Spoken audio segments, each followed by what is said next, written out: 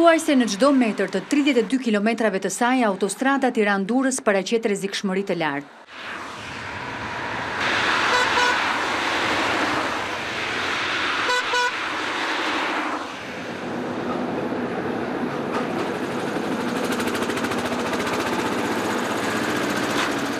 Mungesa e sinjalistikës së nevojshme, mos respektimi i rregullave të qarkullimit, por ç'është më e rëndësishme, lidhjet me rrugët dytësore apo me dhjetra biznese që ushtrojnë aktivitetin përgjatë saj, e kanë shndruar këtë segment në burim aksidentesh.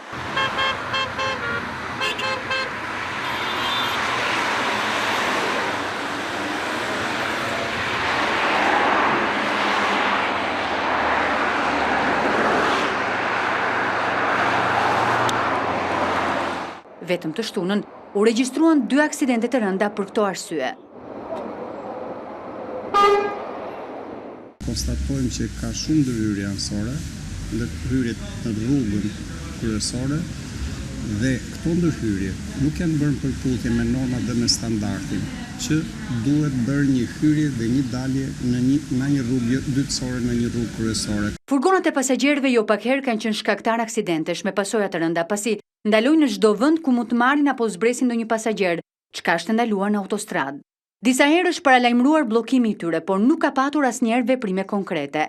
Qëllimet e policisë rrugore në këtë moment nuk duhet të lejojnë në asnjë mënyrë qëndrimin e fenomenit fugon për të marrë një pasagjer i cili del në anë të Karaxhadës në bankinë, ai ndalon në mënyrë të menjëhershme.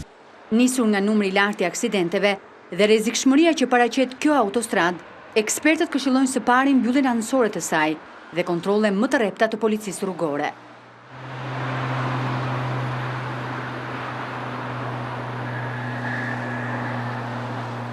Ka ardhur koha që meqense rrugët e shërbimit janë bërë pothuajse deri në borë, atëherë edhe njerëzit të cilët duhet të lëvizin në këto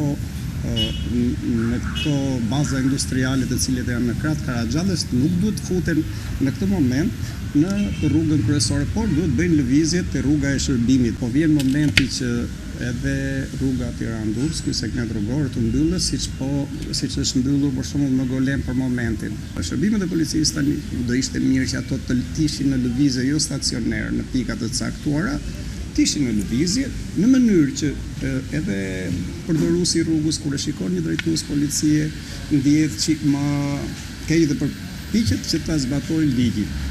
Në të tilla kushte, kontrollet e policisë rrugore, sipas ekspertëve, janë të pamjaftueshme në një rrugë si kjo që ka edhe fluksin më të madh të makinave.